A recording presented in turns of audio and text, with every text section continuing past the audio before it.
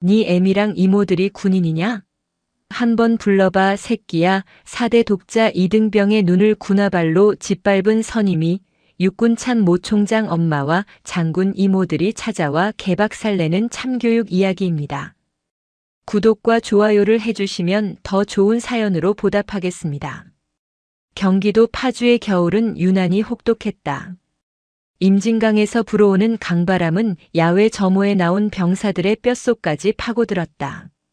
제1보병사단 예하 대대의 막사 뒤편 보이지 않는 사각지대인 분리수거장에는 살벌한 냉기만이 감돌고 있었다.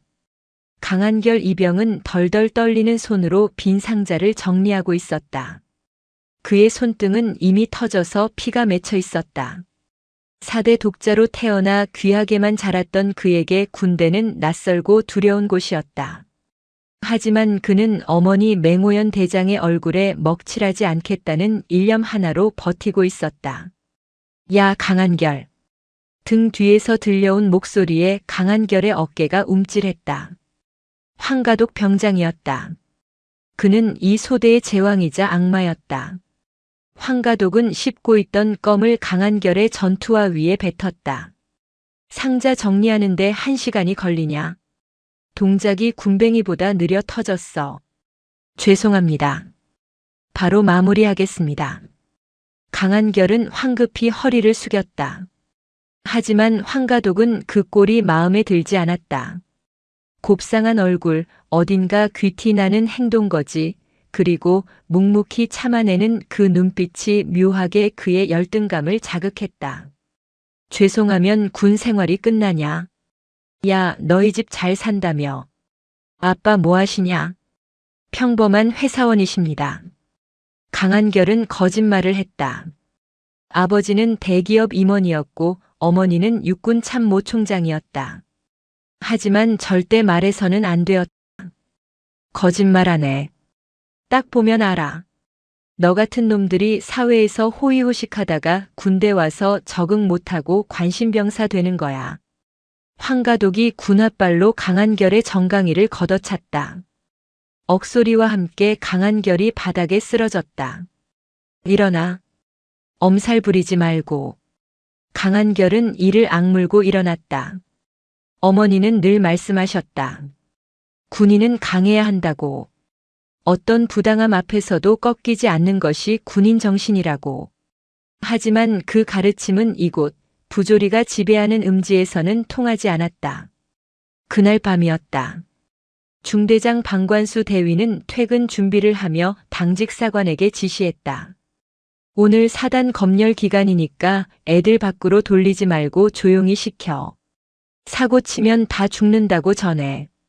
방관수 대위는 자신의 진급 심사가 코앞이라 모든 것이 조심스러웠다. 그는 부대 내의 폭행 사실을 알고 있었지만 모른 척했다. 긁어 부스럼을 만들고 싶지 않았기 때문이었다. 자정이 넘은 시각 내무반 화장실. 황가독 병장이 강한결을 불러냈다. 치약 냄새가 진동하는 좁은 공간에 두 사람만 남았다. 황가독의 손에는 대걸레 자루가 들려 있었다. 내가 오늘 기분이 좀 안 좋아. 근데 내 표정을 보니까 더 안 좋아지네. 시정하겠습니다. 말로만 시정이지. 내 눈빛, 그거 아주 마음에 안 들어. 나를 벌레 보듯이 하잖아. 황가독이 대걸레 자루를 휘둘렀다. 둔탁한 소리가 화장실을 울렸다. 강한결의 허벅지와 등, 엉덩이로 무자비한 구타가 이어졌다. 강한결은 비명조차 지르지 못하고 입술을 깨물었다. 피맛이 입안에 번졌다. 소리내지 마. 소리내면 죽여버린다. 황가독의 광기는 멈추지 않았다. 그는 강한결의 머리채를 잡고 벽에 밀쳤다. 그리고 주먹으로 얼굴을 가격하기 시작했다. 퍽, 퍽, 강한결이 바닥에 주저앉았다. 시야가 흔들렸다. 황가독은 바닥에 있는 전투화를 들어 강한결의 얼굴을 향해 내리찍었다. 뾰족한 전투화 뒤꿈치가 강한결의 오른쪽 눈을 강타했다. 아! 참다 못한 비명이 터져나왔다. 강한결은 오른쪽 눈을 감싸 쥐고 뒹굴었다. 손가락 사이로 붉은 피가 솟구쳤다. 눈앞이 번쩍하더니 이내 칠흑 같은 어둠이 찾아왔다. 엄청난 고통이 뇌를 찔렀다. 황가독은 그제야 멈칫했다.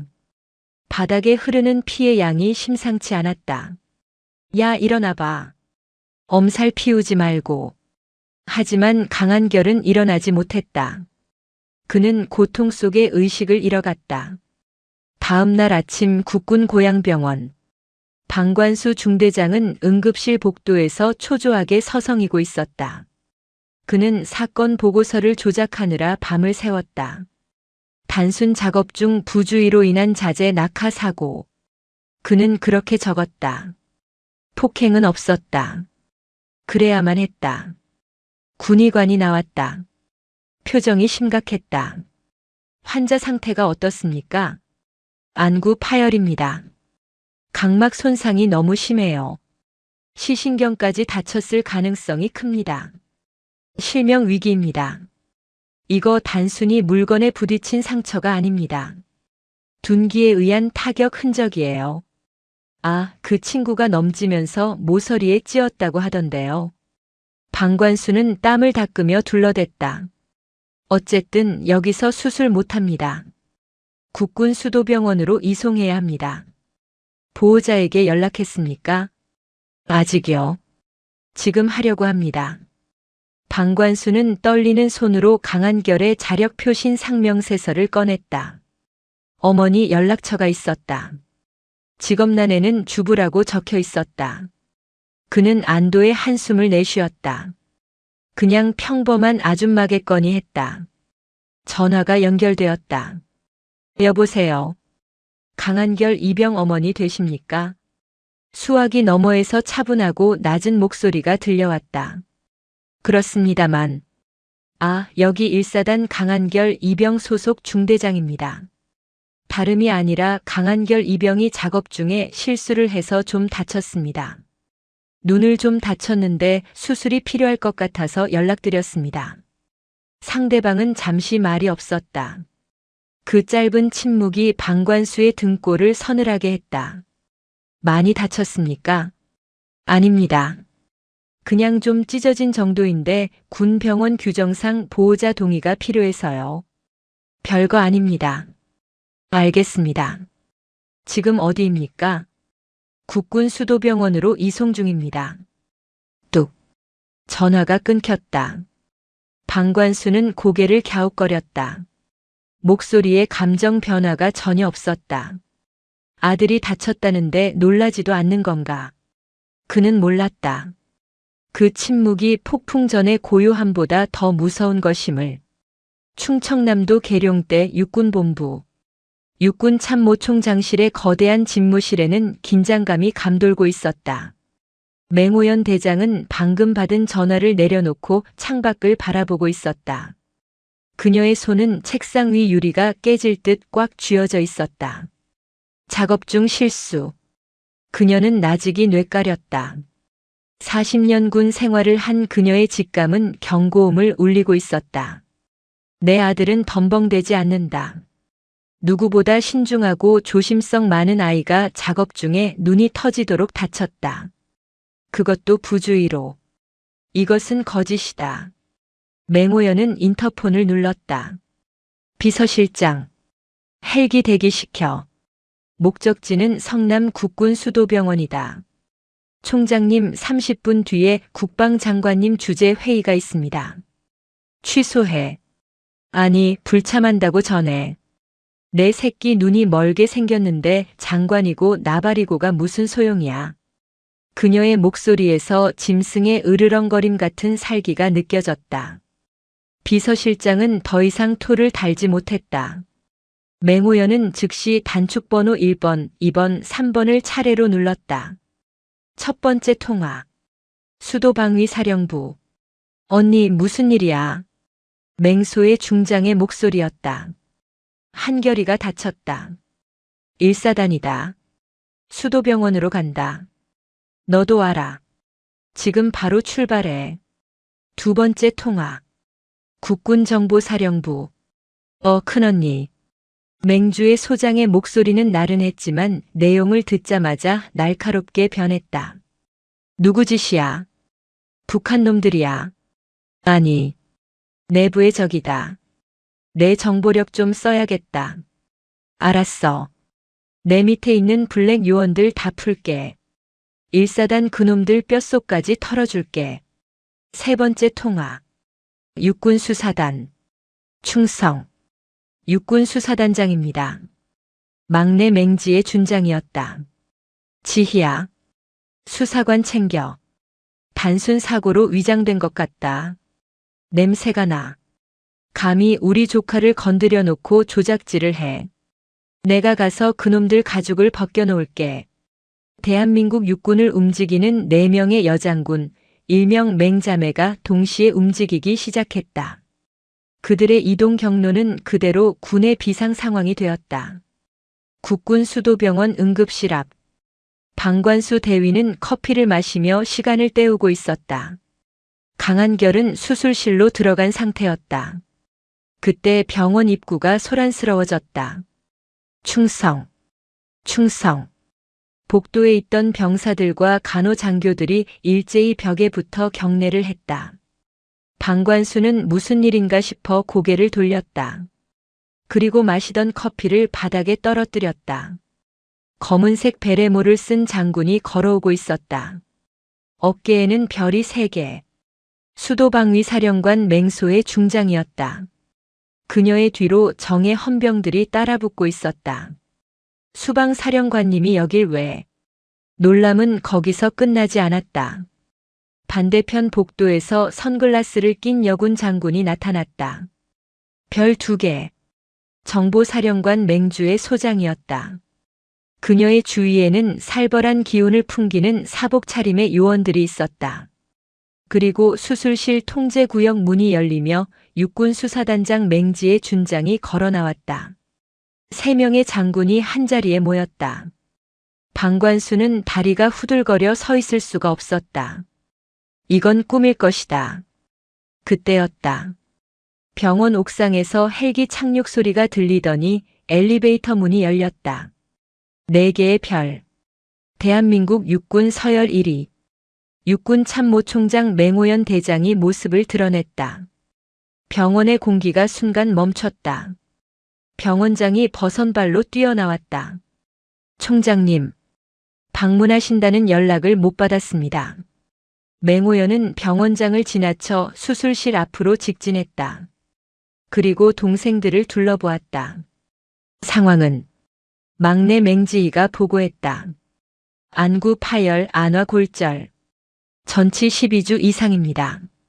담당 군의관 말로는 군화 같은 딱딱한 물체에 짓밟힌 상처라고 합니다. 명백한 구타입니다. 맹오연의 눈썹이 꿈틀거렸다. 그녀는 천천히 고개를 돌려 구석에 쭈그리고 있는 방관수 대위를 바라보았다. 내가 중대장인가? 방관수는 심장이 멈추는 것 같았다. 그는 엉겁결에 무릎을 꿇었다. 충성. 대위 방관수입니다. 내 아들이 작업하다 다쳤다고 했지. 실수라고 했지. 맹오연이 한 걸음 다가갔다. 아들. 아들이라니요. 방관수의 얼굴이 흑빛이 되었다. 강한결 이병이 참모총장의 아들이라고. 4대 독자라던 그 병사가. 대답해. 내 아들이 작업하다가 군화에 눈을 밟히기라도 했나 보지. 그게 아닙니다. 저는 보고받은 대로. 닥쳐. 맹오연의 일갈이 병원 복도를 울렸다. 소희야. 예, 언니. 수방사 병력 1사단으로 보내. 위병소 봉쇄해. 개미 새끼 한 마리도 못 나가게 해. 알았어. 주희야. 응. 이 자식 핸드폰 그리고 1사단장부터 해당 소대 막내까지 모든 통화 기록, 문자, 메신저 다 뒤져. 삭제된 것까지 싹 다 복구해. 걱정 마. 이미 작업 들어갔어. 지희야. 충성. 이 자식 당장 구속해. 그리고 1사단으로 간다. 내 아들 눈을 저렇게 만든 놈 내 손으로 잡아야겠어. 방관수는 그 자리에서 오줌을 지렸다. 노란 액체가 병원 바닥을 적셨다. 맹호연은 더러운 것을 보듯 시선을 거두고 수술실 문을 바라보았다. 강인한 장군의 눈에 처음으로 물기가 어린다. 한결아. 엄마 왔다. 조금만 참아. 엄마가 다 죽여줄게. 경기도 파주 1사단 사령부. 사단장은 점심 식사를 하던 중 숟가락을 떨어뜨렸다. 뭐라고? 수방사 전차부대가 위병소를 막았다고. 참모장이 사색이 되어 뛰어들어왔다. 사단장님, 큰일 났습니다. 지금 육군 참모총장님 헬기가 연병장에 착륙 중입니다. 그리고 수사단 차량 수십 대가 영내로 진입했습니다. 무슨 소리야? 검열은 다음 주잖아. 왜 갑자기? 사단장은 영문도 모른 채 밖으로 뛰쳐나갔다. 연병장에는 이미 거대한 헬기가 프로펠러를 멈추고 있었다. 맹호연 대장이 내렸다. 그 뒤로 맹소해, 맹주해, 맹지의 장군이 차례로 내렸다. 별들의 합계가 10개. 전무후무한 장관들이었다. 1사단장은 다리가 풀려 주저앉을 뻔했다. 맹호연은 사단장의 경례를 받지도 않고 지휘봉으로 본청 건물을 가리켰다. 사단장. 예. 충성. 너희 부대에 내 아들이 있다. 그런데 오늘 그 아이가 눈을 잃었다. 알고 있었나? 아들이라니요. 누구? 강한결 이병. 사단장은 머리를 망치로 맞은 듯 했다. 오늘 아침 보고서에서 스쳐 지나갔던 이름이었다. 단순 안전사고라고 보고되었던 건 몰랐습니다. 안전사고라고만. 짝. 맹호연의 손이 사단장의 뺨을 후려쳤다. 사성 장군이 이성 장군의 뺨을 때리는 초유의 사태였다. 연병장에 있던 모든 간부가 얼어붙었다. 몰랐으면 무능한 것이고 알았으면 공범이다. 너는 오늘부로 보직 해임이다. 맹호연은 뒤따르던 수사관들에게 손짓했다. 해당 중대 전원 연병장 집합시켜. 가해자 색출해. 10분 준다. 잠시 후 강한결이 소속된 중대원들이 연병장에 집합했다. 모두가 공포에 질려 있었다. 헬기와 장갑차 그리고 살기를 띤 장군들의 모습에 숨조차 크게 쉬지 못했다. 맹지의 준장이 마이크를 잡았다. 강한결 이병을 폭행한 놈 자수해라. 지금 나오면 군법회의로 끝내주마. 하지만 우리가 찾아내면 그때는 인간 취급 안 한다. 침묵만이 흘렀다. 황가독 병장은 대열 중간에 서서 식은땀을 흘리고 있었다. 그는 속으로 주문을 외웠다. 증거 없어. 아무도 못 봤어. 한결이 그 새끼만 입 다물면 돼. 설마 걔네 엄마가 진짜 참모총장이겠어. 그냥 쇼하는 걸 거야. 하지만 맹주의 소장이 태블릿 PC를 들고 앞으로 나섰다. 자수는 없나 보네. 그럼 내가 지목하지. 그녀는 화면을 보며 비웃음을 흘렸다. 황가독 병장. 황가독의 심장이 덜컥 내려앉았다. 어제 새벽 2시 내가 여자친구한테 보낸 카톡 내용이다. 오늘 고문관 하나 손 좀 봐줬다. 눈탱이 밤탱이 만들었다. 이거 내가 쓴 거 맞지? 황가독의 다리가 후들거렸다. 그리고 생활관 막내들 증언도 확보했다. 내가 강한결 이병 화장실로 끌고 가는 거 본 애들이 한둘이 아니더만. 맹주희가 손가락으로 황가독을 가리켰다. 저 새끼 끌어내.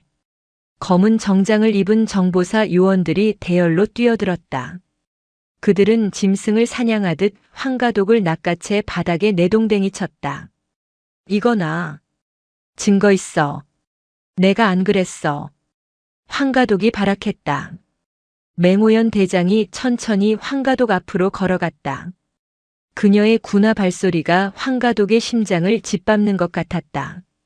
그녀는 바닥에 처박힌 황가독을 내려다보았다.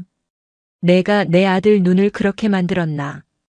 황가독은 고개를 들어 맹호연을 보았다. 호랑이의 눈이었다. 인간이 뿜어낼 수 있는 공포가 아니었다. 그는 본능적으로 알았다. 자신은 건드려선 안 될 존재를 건드렸다는 것을. 자, 잘못했습니다. 살려주십시오. 살려달라고. 내 아들도 그렇게 빌었겠지. 아프다고 하지 말라고. 맹호연은 옆에 있던 헌병의 곤봉을 빼앗아 들었다. 군법은 나중에 따지자. 나는 오늘 군인이 아니라 어미로서 널 심판하겠다. 언니 참아. 보는 눈이 많아. 맹소희가 말렸지만 맹호연은 멈추지 않았다. 보라고 해. 대한민국 모든 군인이 보라고 해. 내 새끼 건드리면 참모총장이든 뭐든 다 집어치우고 지옥 끝까지 쫓아가서 죽여버린다는 걸 똑똑히 보라고 해. 퍼. 맹호연의 곤봉이 황가독의 허벅지를 내리쳤다. 비명이 연병장을 갈랐다.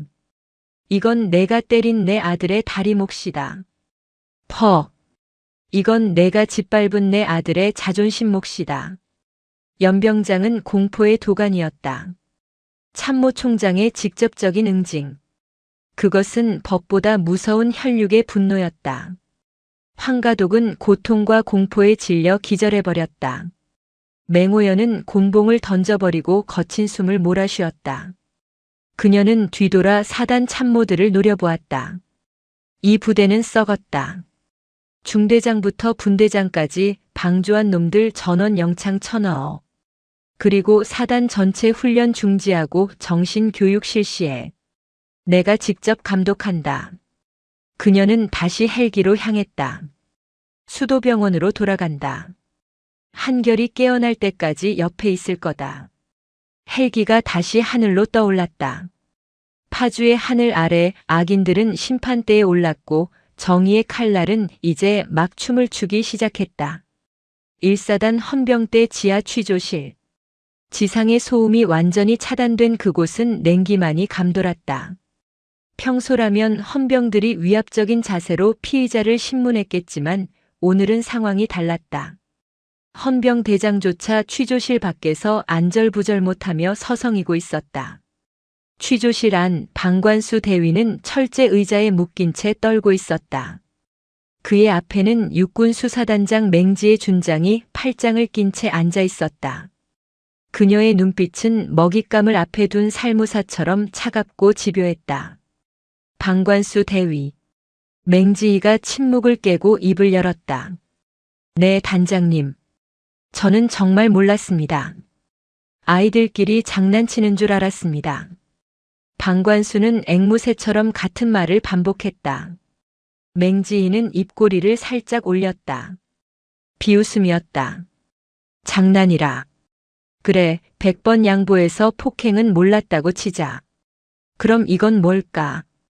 그때 취조실 문이 열리고 국군정보사령관 맹주의 소장이 들어왔다. 그녀의 손에는 두툼한 파일철이 들려 있었다. 그녀는 파일철을 방관수의 면전에 던졌다. 종이들이 흩날리며 바닥에 떨어졌다. 은행 거래 내역서였다. 내가 몰랐던 게 폭행뿐일까?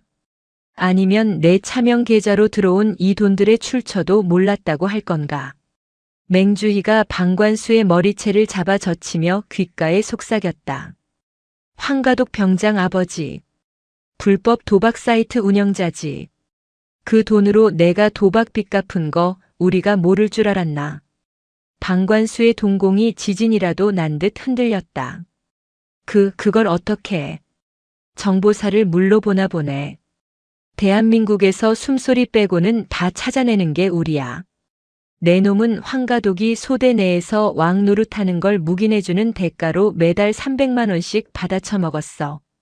그 대가로 황가독은 휴가를 마음대로 나갔고 내 놈은 진급 평정을 잘 받았지. 이게 군대냐 조폭이지. 맹주희의 소나기 힘이 강해졌다. 으악.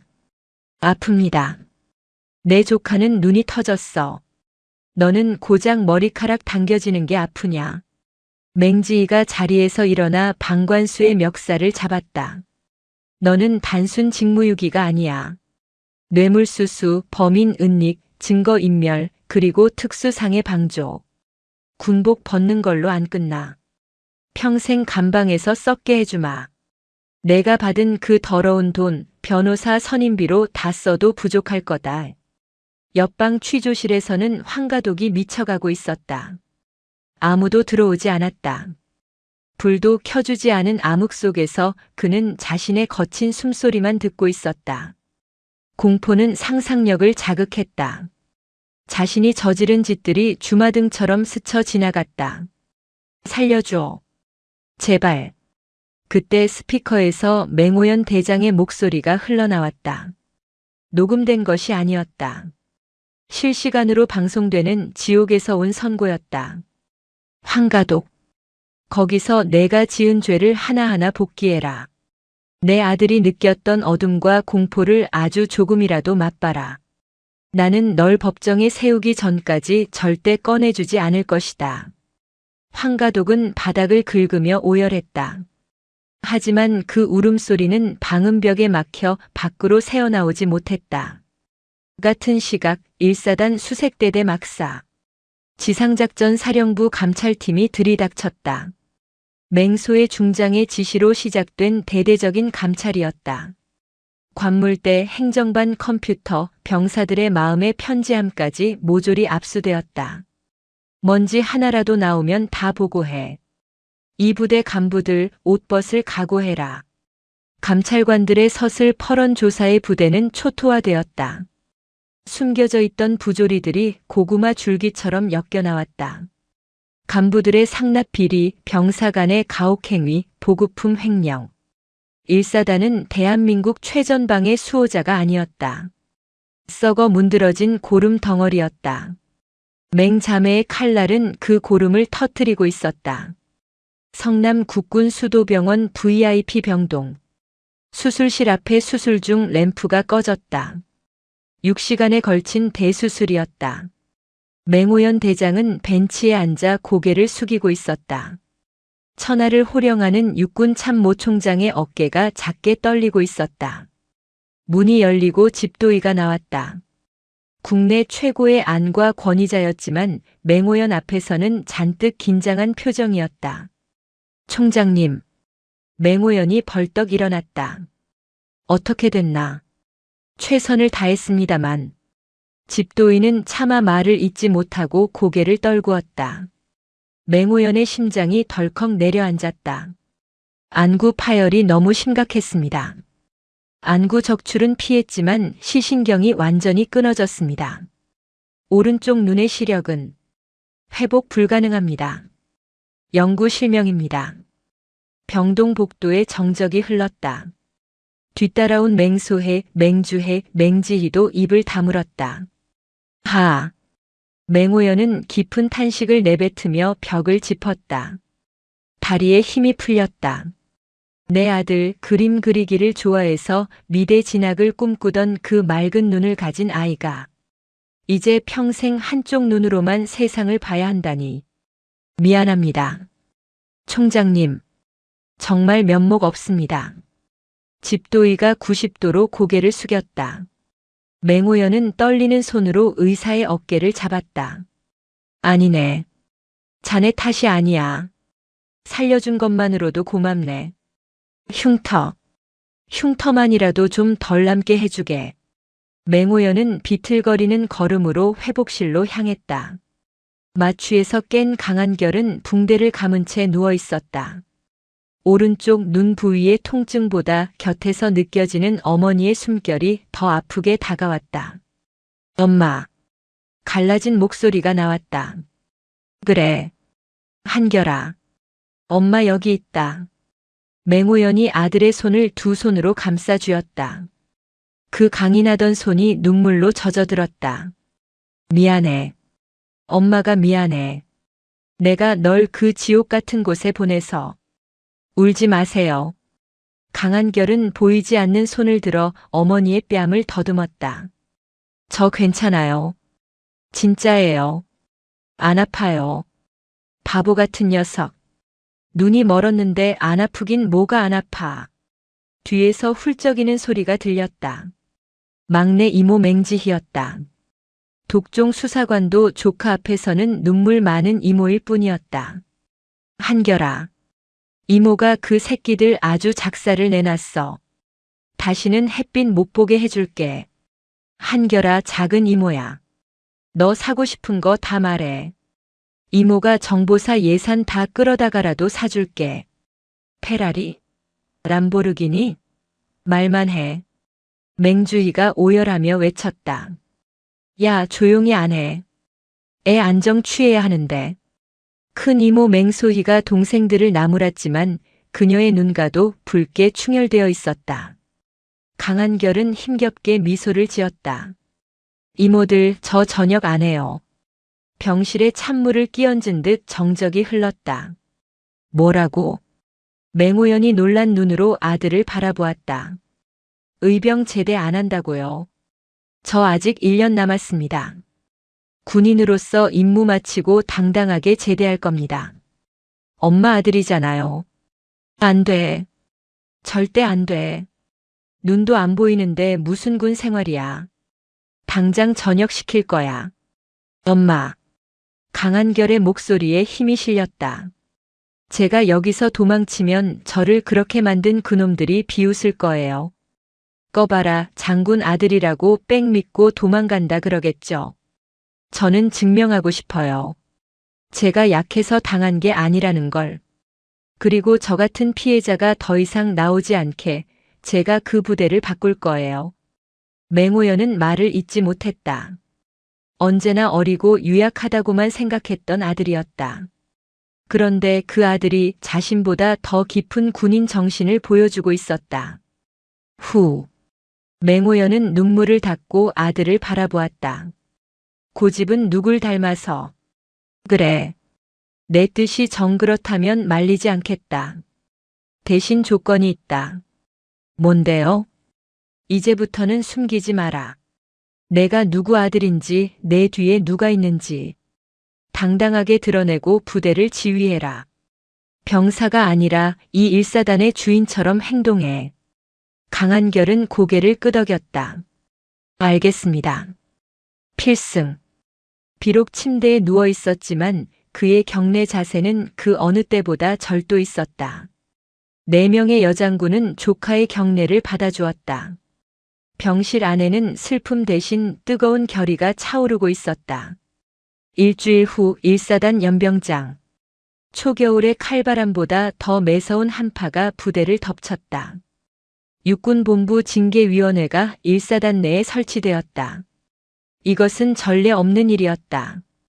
단상에는 맹소의 수도방 위사령관이 위원장 자격으로 앉아 있었다. 그녀의 옆에는 법무관들이 서류를 검토하고 있었다. 연병장에는 전 장병이 도열해 있었다. 지금부터 제1보병사단 징계 결과를 발표한다. 맹소희의 목소리가 스피커를 타고 쩌렁쩌렁 울렸다.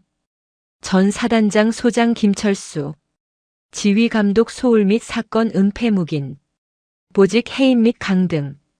병사들 사이에서 웅성거림이 일었다. 사단장이 강등이라니. 별이 떨어지는 소리가 들리는 듯 했다.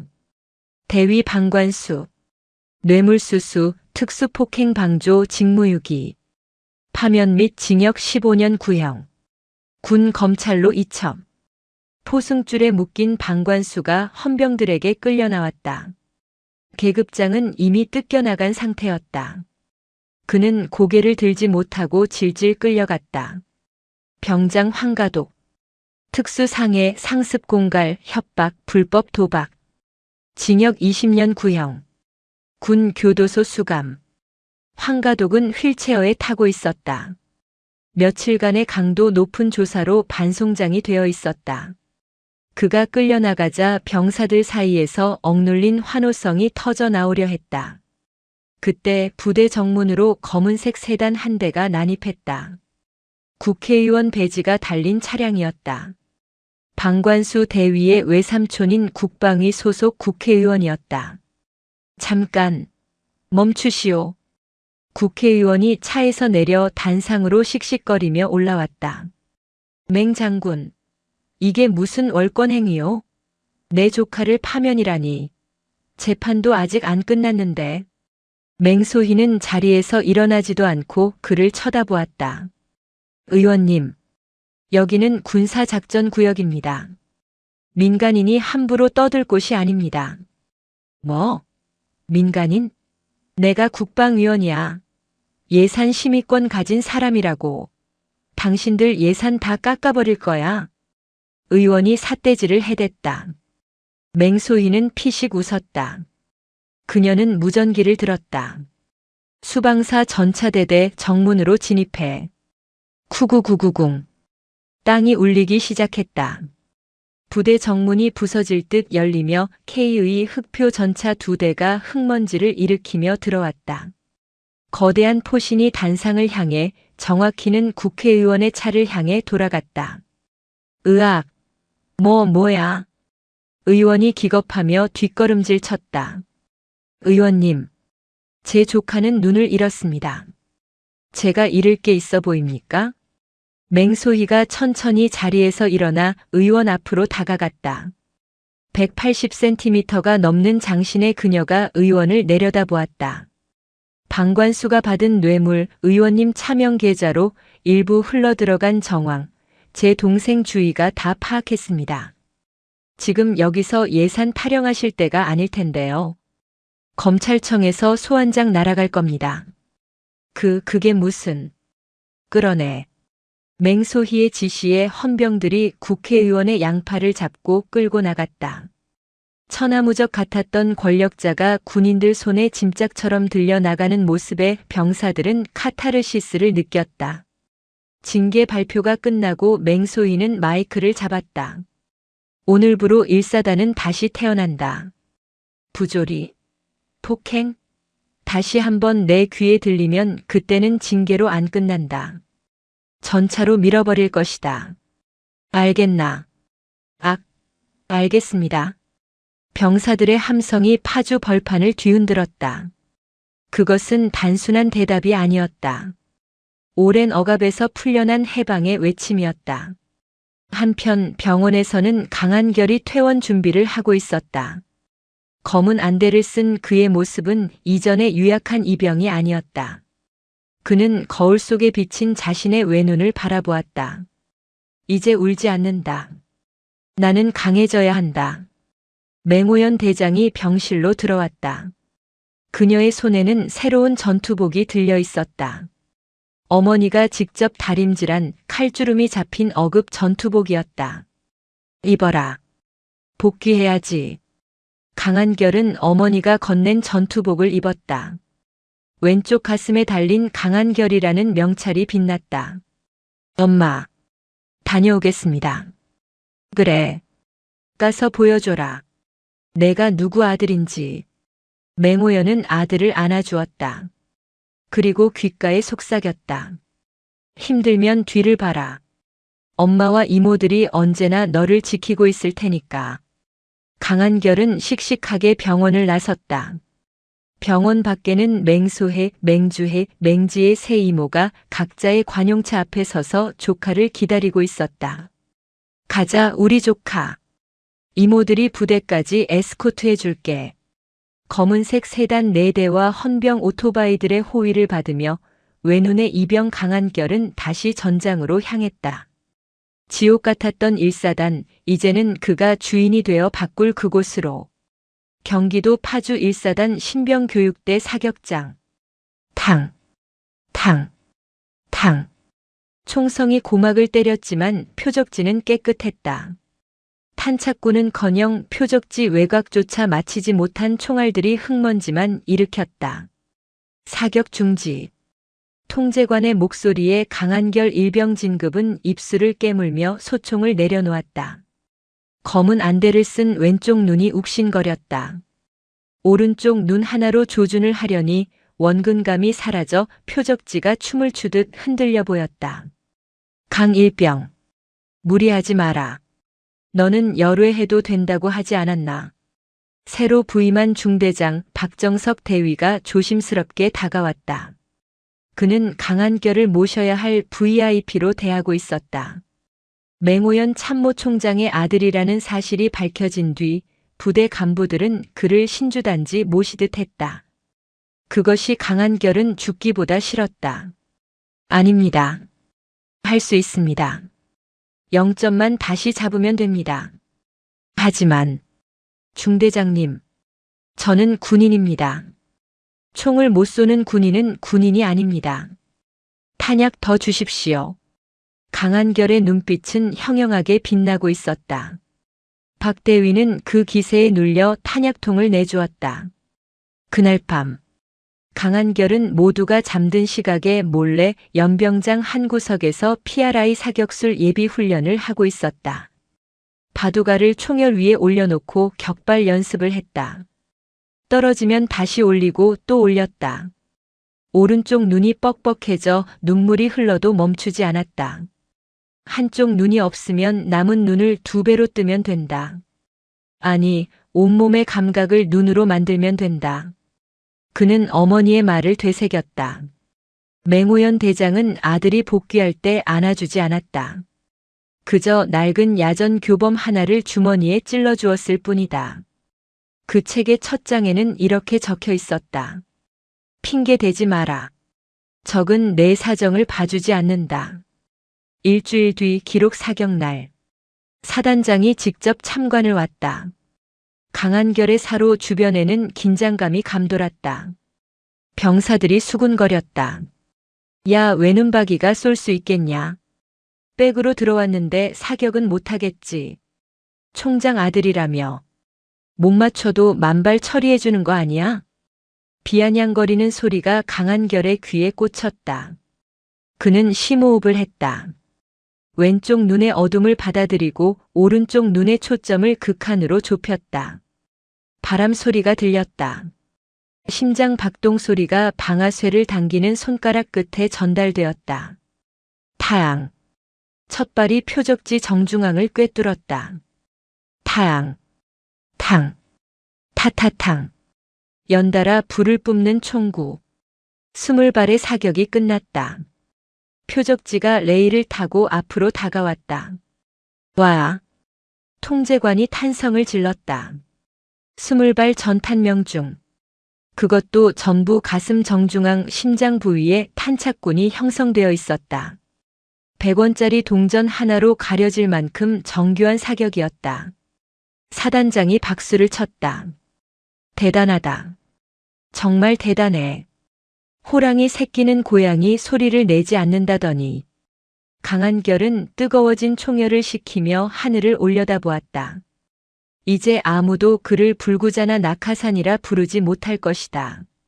그는 실력으로 자신의 자리를 증명했다. 그날 저녁 강한결은 공중전화 부스로 향했다. 수화기를 들고 익숙한 번호를 눌렀다. 접니다, 이모. 우리 한결이. 무슨 일이야? 누가 또 괴롭혀? 수도방위 사령관 맹소의 중장의 다급한 목소리였다. 아닙니다. 부탁이 하나 있습니다. 말만 해. 탱크 보내줄까? 아니요. 수방사 특수임무대 SDT 교관님들 훈련 프로그램 좀 보내주십시오. 사격 말고 근접 격투술 CQC 배우고 싶습니다. 눈이 안 보여도 적을 제압할 수 있는 기술이요. 전화기 너머에서 잠시 침묵이 흘렀다. 이내 맹소희의 웃음소리가 들려왔다. 독하네, 독해. 알았다. 내일 아침 내 관물대에 교본이랑 영상 자료가 들어있을 거야. 우리 조카 이제 진짜 군인 다 됐네. 강한결은 전화를 끊고 주먹을 쥐었다. 이것은 시작일 뿐이었다. 그는 어머니와 이모들이 만들어준 꽃길을 걷지 않을 것이다. 대신 스스로 가시밭길을 헤치고 나아가 누구도 넘볼 수 없는 강철의 군인이 될 것이다. 강원도 인제 육군과학화 전투훈련단 KCTC. 대한민국 육군 부대 중 가장 훈련 강도가 높기로 악명 높은 곳. 1사단 수색대대는 이곳에서 전문 대항군 연대인 전갈부대와 맞붙게 되었다. 전갈부대는 지형지물을 완벽하게 숙지하고 있었고 북한군 전술을 구사하는 최정예 부대였다. 일반 보병 부대가 이들을 이기는 것은 불가능에 가까웠다.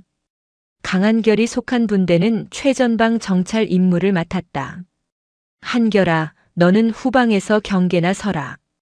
앞은 위험해. 분대장이 배려 차원에서 말했다. 하지만 강한결은 고개를 저었다. 제가 선두에 서겠습니다. 야, 밤인데 보이겠냐? 괜히 다치지 말고. 안 보이니까 더 잘 듣습니다. 놈들은 분명 계곡 쪽 매복을 이용할 겁니다. 강한결의 주장은 단호했다. 그는 며칠 전부터 작은 이모 맹주의 정보사령관에게 받은 북한군 침투 전술 및 야간 기동 자료를 달달 외우고 있었다. 놈들의 습성을 파악하고 있었다. 훈련 2일차 심야. 칠흑 같은 어둠 속에서 비까지 내렸다. 전갈부대의 기습이 시작되었다. 아군 통신망이 교란되고 곳곳에서 사망 판정을 알리는 마일즈 레이저 훈련 장비 경보음이 울렸다. 젠장, 다 죽었어. 어디서 쏘는지도 모르겠네. 분대원들이 당황하여 우왕좌왕했다. 그때 강한결이 수신호를 보냈다. 정지. 11시 방향. 나무 위.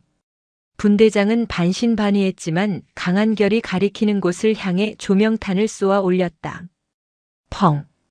환한 빛이 숲을 밝혔다. 놀랍게도 나무 위에 위장크림을 바른 전갈부대 저격수가 숨어 있었다. 쏴라. 두두두두. 분대원들의 일제 사격에 저격수가 사망 판정을 받았다. 와, 대박. 한결아, 저걸 어떻게 알았냐? 나무까지 흔들리는 소리가 달랐습니다. 빗소리랑 섞여 있었지만 인위적인 리듬이었습니다. 강한결은 귀를 툭툭 쳤다. 시력을 잃은 대가로 얻은 초인적인 청각이었다. 하지만 위기는 계속되었다. 전갈부대의 주력 병력이 포위망을 좁혀오고 있었다.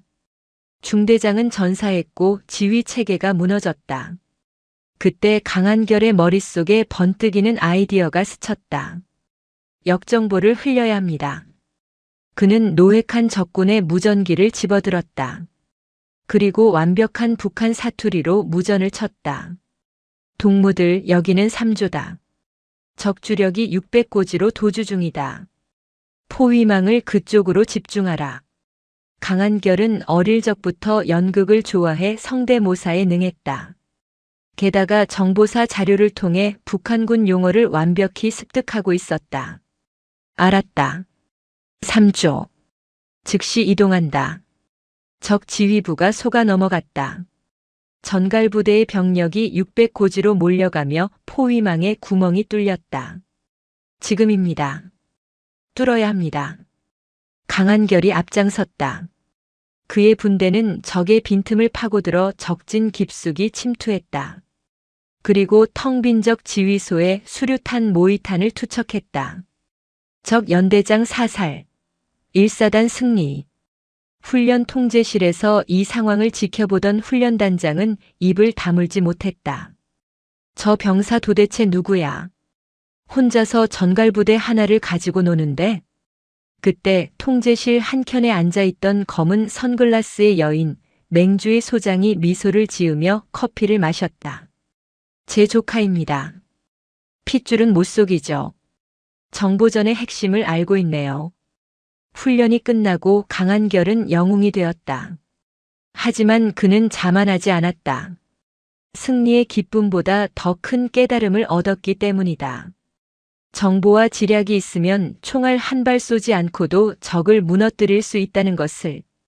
그날 밤 맹호연 대장에게서 문자가 왔다. 잘했다. 하지만 실전은 게임이 아니다. 목숨이 2개가 아니라는 걸 명심해라. 사랑한다, 아들. 짧지만 묵직한 메시지였다. 강한결은 전투복 주머니 속의 안대를 만지작거리며 다짐했다. 다음은 진짜 전장이다. 한겨울의 임진강은 꽁꽁 얼어붙어 있었다. 강한결이 속한 소대는 강한 경계 작전 GOP에 투입되었다. 매일 밤 철책선을 따라 순찰하며 북한군의 침투를 감시하는 임무였다. 최근 북한의 움직임이 심상치 않았다. 귀순자를 가장한 기습 도발 첩보가 입수된 상황이었다. 새벽 3시. 임진강변에 짙은 안개가 깔렸다. 가시거리가 5m도 되지 않는 최악의 상황. 강한결은 선임병과 함께 초소 근무를 서고 있었다.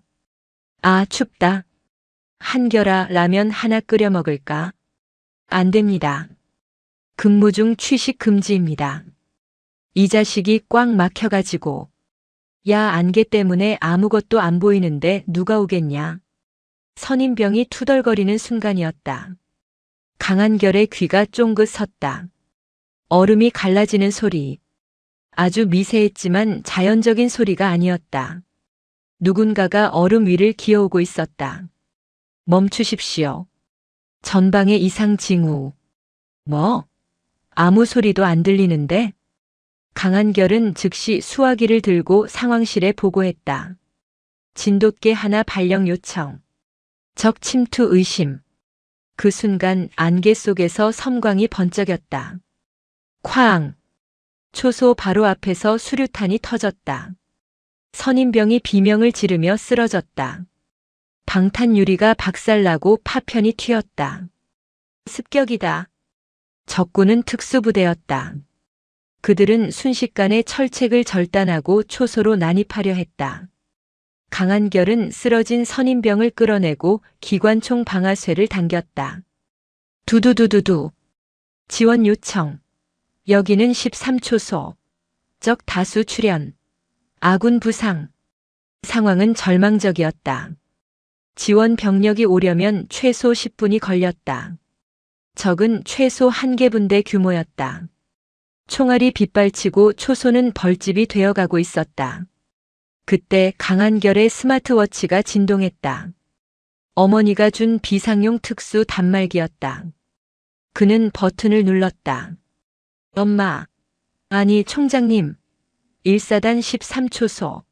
적 침투. 뚫리면 서울입니다. 서울 용산 육군 참모총장 관저. 새벽잠이 없던 맹호연은 비상벨이 울리자마자 침대에서 튀어올랐다. 아들의 다급한 목소리가 스피커를 통해 들려왔다. 상황실 연결해. 1군단 포병 대기시켜. 1사단 전 병력 깨워. 그녀의 명령은 번개보다 빨랐다. 하지만 포병 사격은 승인 절차가 복잡했다. 시간이 없었다. 그때 또 다른 전화가 울렸다. 수도방위 사령관 맹소희였다. 언니, 한결이 쪽이지? 내가 먼저 쏜다. 뭐? 사거리가 안 닿아. 아니, 공격 헬기 띄웠어. 코브라 2대 파주 상공 지나고 있어. 3분이면 도착해. 서울의 방패인 수방사 공격 헬기가 작전 구역을 넘어 북진하고 있었다. 규정 위반이었지만 조카의 목숨이 경각에 달린 상황에서 이모에게 규정 따위는 종이 조각이었다. 다시 13초소. 강한결은 탄약이 바닥나가고 있었다. 기관총 총열은 벌겋게 달아올랐다. 적군이 수류탄을 던지며 코앞까지 다가왔다. 여기까지인가. 그는 대검을 꺼내 들었다. 죽더라도 길은 터주지 않겠다는 각오였다. 적군 하나가 초소 안으로 뛰어들었다. 강한결이 몸을 날려 덮쳤다. 엉겨붙어 뒹구는 사투. 그 순간 하늘에서 천둥 소리가 들렸다. 투두두두두두. 쾅. 쾅. 코브라 헬기의 20기관포가 얼음판 위를 쓸어버렸다. 적군들이 추풍낙엽처럼 쓰러졌다. 뒤이어 로켓포가 장렬하며 강 건너 적의 지원 사격 원점을 박살냈다. 아군 헬기다. 강한결은 피투성이가 된 얼굴로 하늘을 보았다. 헬기의 서치라이트가 그를 비췄다. 마치 신의 구원 같았다. 상황이 종료되고 1사단 수색대가 현장에 도착했다. 강한결은 선임병을 지혈하며 끝까지 초소를 지키고 있었다. 이 사건은 임진강의 기적이라 불리게 되었다. 하지만 그것은 기적이 아니었다. 한 병사의 투혼과 그를 지키려는 가족의 압도적인 화력이 만들어낸 필연이었다. 다음 날 국군 수도병원. 강한결은 가벼운 찰과상만 입고 입원해 있었다. 맹호연 대장이 병실로 들어왔다. 이번에는 화난 표정이었다. 미친 녀석. 거기가 어디라고 몸을 던져. 그냥 숨어 있었으면 됐잖아. 엄마 아들이잖아요. 호랑이는 숨지 않는다면서요. 강한결이 씩 웃었다. 맹호연은 한숨을 쉬더니 아들을 꽉 안아주었다. 그녀의 어깨가 들썩였다. 그래. 잘했다. 정말 잘했어. 내 아들이 나라를 구했다. 병실 문 밖에는 맹소혜, 맹주혜, 맹지의 세 이모가 서 있었다. 맹소희는 규정 위반으로 감찰 조사를 받게 되었지만 표정은 밝았다. 감찰? 받으라지 뭐. 옷 벗으면 그만이야. 내 조카 살렸으면 됐지. 언니 걱정 마. 내가 감찰관 약점 다 잡아놨어. 조용히 넘어갈 거야. 맹주희가 윙크를 했다. 맹지희는 혀를 찼다. 무서운 언니들. 아무튼 한결이 녀석 이제 진짜 괴물이 다 됐어. 북한군 특수부대를 대검으로 잡다니. 내 자매의 웃음소리가 병원 복도에 울렸다.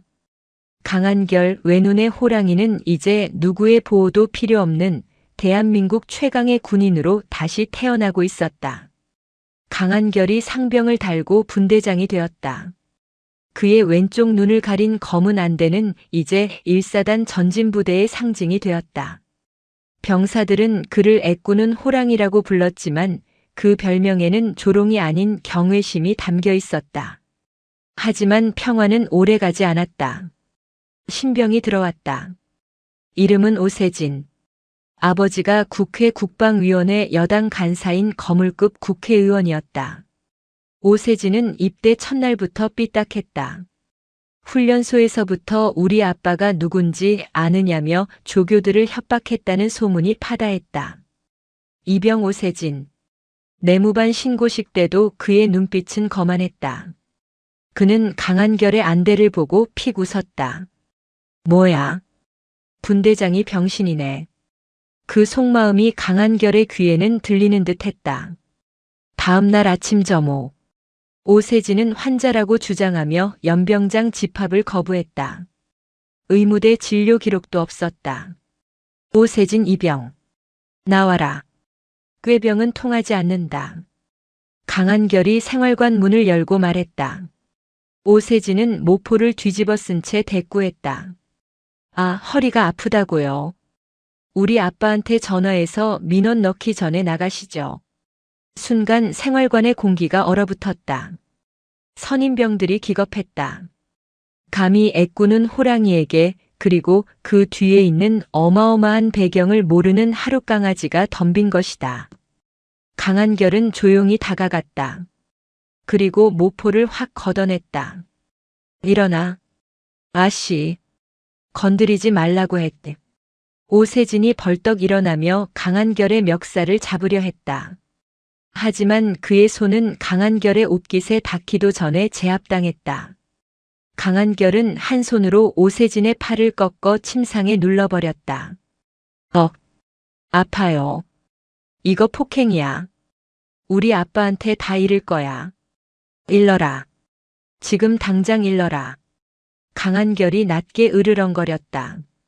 내 아버지가 국회의원이라고 했나? 그래, 대단하시지. 하지만 여기는 군대다. 내 아버지가 여기 와서 총을 대신 쏴주나? 내 아버지가 전쟁 나면 대신 죽어주나? 강한결은 오세진의 귀에 대고 속삭였다. 나는 내 어머니가 누구인지 단 한 번도 말한 적 없다. 내가 가진 배경으로 너를 누르면 너는 찍소리도 못하겠지만 나는 그렇게 하지 않는다. 왜냐하면 그건 군인이 할 짓이 아니니까. 강한결은 오세진을 풀어주었다. 완전 군장 싸라. 지금부터 단독 군장 구보다. 내가 나고하면 내가 내 군장까지 들고 뛴다. 대신 내가 완주하면 오늘 일과 열외시켜주마. 오세진은 오기로 군장을 쌌다. 병신 주제에 얼마나 뛰겠어라는 생각이었다. 하지만 그것은 오산이었다. 강한결은 지치지 않았다. 파주의 산악지형을 다람쥐처럼 뛰어다녔다. 5km가 넘어가자 오세진은 입에서 단내를 풍기며 쓰러졌다. 못 가요. 뱃째요. 강한결은 말없이 오세진의 군장을 들어 자신의 군장 위에 얹었다. 40kg이 넘는 무게였다.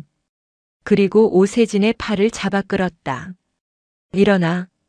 전우는 버리지 않는다. 강한결은 두 사람 몫의 군장을 메고 묵묵히 뛰었다.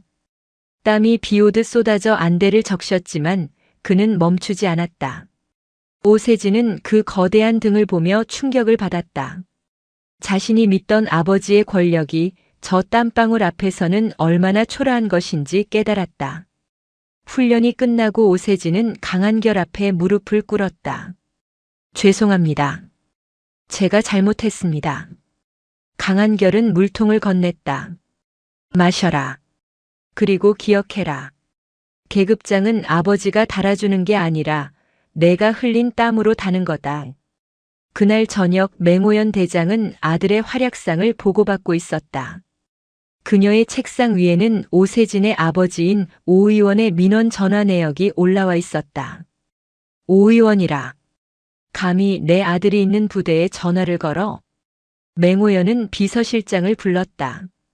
국회 연락관한테 전해. 오 의원 지역구 예산심사 육군본부 차원에서 전면 재검토한다고. 그리고 아들 교육 똑바로 안 시키면 그 아들이 군대에서 어떻게 참군인으로 거듭나는지 실시간으로 중계해주겠다고 해. 다음 날 오 의원은 일사단장에게 전화해 싹싹 빌었다고 한다. 제발 우리 아들 좀 사람 만들어달라고. 강한결은 훌륭한 조교를 얻은 셈이었다. 강한결의 저녁이 2달 앞으로 다가왔다. 그는 병장이 되었고 소대의 실질적인 리더였다. 일사단은 평화로웠다. 하지만 그 평화는 폭풍 전야였다. 국군정보사령부 상황실. 맹주의 소장의 눈이 날카롭게 빛났다. 위성사진에 평양 인근의 움직임이 포착되었다. 북한군 서열 5위 안에 드는 핵심 인사가 숙청을 피해 탈북을 시도하고 있었다.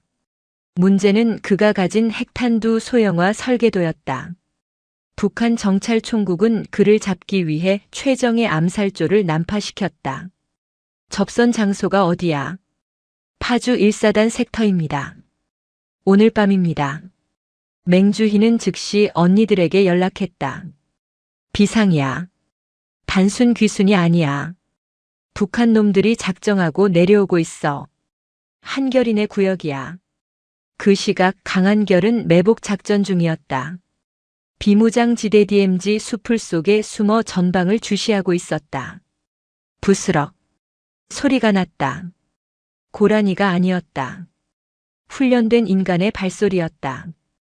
그것도 한두 명이 아니었다. 강한결은 야간 투시경을 내리고 수신호를 보냈다. 적 출현. 12시 방향. 5명. 북한군 암살조였다.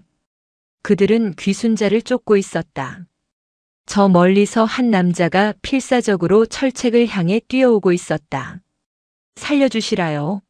네, 여기 있소. 귀순자였다. 암살조가 소음기를 단총을 들어 올렸다. 사격 개시. 귀순자를 보호하라. 강한결이 소리치며 방아쇠를 당겼다. 타타타탕. 정적을 깨는 총성. 암살조 2명이 쓰러졌다. 하지만 나머지는 바위 뒤로 숨어 응사했다. 남조선 NI들. 비키라. 우리 목표는 저 반동 분자다. 북한군 조장이 소리쳤다. 그들의 화력은 막강했다. RPG-17 로켓포까지 들고 있었다. 쾅! 로켓탄이 매복 진지 옆을 강타했다. 강한결은 흙더미에 파묻혔다. 귀가 먹먹했다. 분대장님, 괜찮으십니까? 나는 괜찮다. 귀순자 확보해. 강한결은 흙을 털고 일어났다.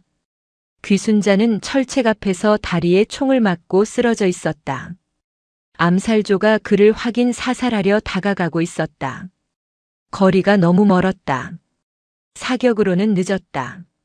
강한결은 결단했다. 그는 차모를 뛰쳐나갔다. 어모해라. 그는 빗발치는 총탄을 뚫고 귀순자에게 달렸다. 왼쪽 눈의 사각지대에서 총알이 스쳐 지나갔다. 팔뚝에서 피가 튀었지만 고통을 느낄 새가 없었다. 강한결은 귀순자를 덮쳐 안고 굴렀다. 퍽. 둔탁한 충격이 등을 때렸다. 방탄조끼에 총알이 박혔다. 괜찮습니까? 고맙소. 내 주머니에 설계도가 있소. 귀순자는 피 묻은 USB를 건넸다. 강한결은 그것을 품에 넣었다. 하지만 그들은 포위되었다. 적의 지원 병력이 더 넘어오고 있었다. 절체절명의 위기. 그때 강한결의 인이어 이어폰에서 낯선 하지만 익숙한 목소리가 들렸다. 한결아, 고개 숙여. 이모가 청소 시작한다. 작은 이모 맹주희였다. 밤하늘 높은 곳에서 무인 공격기 드론과 소리 없이 활강하고 있었다. 피잉. 레이저 유도 미사일이 적의 머리 위로 꽂혔다. 쾅, 쾅, 쾅. 정밀 타격이었다. 암살조들이 흔적도 없이 사라졌다. 뒤이어 수방사 소속의 검은 헬기들이 저공 비행으로 나타나 레페를 내렸다. 특수임무대였다. 확보, 확보. 아군 부상 없음. 강한결은 귀순자를 부축해 일어섰다. 하늘에는 조명탄이 대나처럼 떠 있었고 지상에는 아군의 전차 부대가 밀고 들어오고 있었다. 이것은 전쟁이 아니었다. 한 병사를 지키기 위한 대한민국 육군의 압도적인 무력 시위였다. 북한군은 겁에 질려 도주했다. 강한결은 헬기에 오르며 씩 웃었다. 이모들 스케일이 너무 큰 거 아닙니까? 헬기 조종석 무전기에서 맹호연 대장의 목소리가 들려왔다. 시끄럽다. 다친 데 없냐? 설계도고 나발이고 내가 다쳤으면 평양까지 밀고 올라갈 뻔했다. 강한결은 가슴을 쓸어내렸다. 어머니의 사랑은 핵무기보다 무거웠다. 저녁식 날. 1사단 연병장은 축제 분위기였다. 하지만 강한결 병장의 저녁식은 뭔가 달랐다. 단상의 사단장이 아닌 별 4, 셋, 둘, 하나가 나란히 앉아 있었다. 맹자매가 총출동했다. 강한결은 어급 전투복을 입고 가슴에는 무공훈장을 달고 단상에 올랐다. 왼쪽 눈의 안대조차 영광스러운 훈장처럼 보였다. 신고합니다. 병장 강한결. 20XX년 X월 X1부로 전역을 명받았습니다. 맹호연 참모총장이 자리에서 일어났다. 그녀는 아들 앞에 섰다. 공식적인 자리였기에 어머니가 아닌 상관으로서 마주했다. 강한결 병장. 귀관은 군인으로서 보여줄 수 있는 최고의 용기와 헌신을 보여주었다.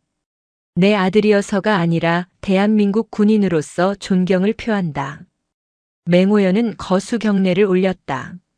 사성 장군이 병장에게 먼저 하는 경례였다. 연병장의 모든 장병이 숨을 죽였다. 강한결의 눈시울이 붉어졌다. 그는 떨리는 손을 올려 답례했다. 충성. 저녁식이 끝나고 위병소를 나서는 길. 오세진 상병이 울면서 달려왔다. 강 병장님. 아니 형님. 가지 마십시오. 형님 없으면 저는 어떡합니까?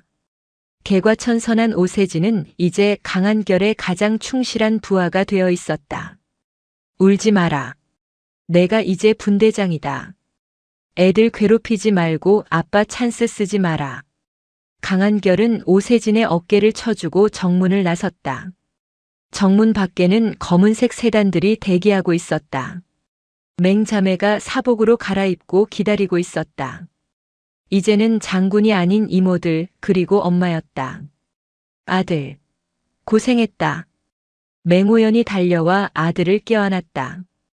우리 조카 이제 민간인이네. 뭐 하고 싶어? 여행 갈까? 맹주희가 물었다. 강한결은 잠시 생각에 잠겼다. 2년 전 억울하게 맞고 눈을 잃었던 그날 밤. 그리고 자신을 지켜주었던 법과 규정, 그리고 힘. 엄마, 이모. 응? 저 공부하겠습니다. 무슨 공부? 미대 다시 가게? 아니요. 법 공부하겠습니다. 내 자매가 눈을 동그랗게 떴다. 군 검사가 되고 싶습니다. 아니면 군 인권 변호사요. 저처럼 힘없는 병사들이 억울한 일 당했을 때 엄마나 이모들 같은 빽이 없어도 법으로 지켜줄 수 있는 사람이 되고 싶습니다. 맹호연은 멍하니 아들을 바라보다가 이내 환하게 웃었다. 그래. 그거 좋네. 우리 집안에 칼잡이는 많은데 법전 든 사람은 없었지. 해봐라. 내가 한다면 하는 놈이니까. 이모가 학비 전액 지원한다. 정보사 자료 필요하면 말해. 수사 기법은 나한테 배워. 이모들이 앞다투어 나섰다. 5년 후 서울 용산 국방부 고등군사법원. 한 젊은 검사가 법정에 들어섰다. 왼쪽 눈에 검은 안대를 쓴 그는 서류 가방을 내려놓으며 피고인석을 노려보았다. 피고인은 부하 병사를 괴롭힌 혐의로 기소된 어느 사단장의 아들인 중이었다. 존경하는 재판장님. 본군 검사는 피고인에게 징역 5년을 구형합니다. 그의 목소리는 단호했고 논리는 완벽했다. 피고인 측 변호사가 온갖 인맥을 동원하려 했지만 소용없었다. 이 검사의 뒤에는 대한민국 육군을 호령하는 전설의 맹자매가 버티고 있었기 때문이다. 물론 그는 그 힘을 빌리지 않았다. 오직 법과 증거 그리고 자신의 잃어버린 왼쪽 눈이 기억하는 정의만으로 싸웠다. 강한결. 그는 더 이상 장군의 아들이 아니었다. 대한민국 국군 장병들의 수호자 외눈의 검사였다. 오늘도 인생지의 말씀을 잘 들어주셔서 감사합니다.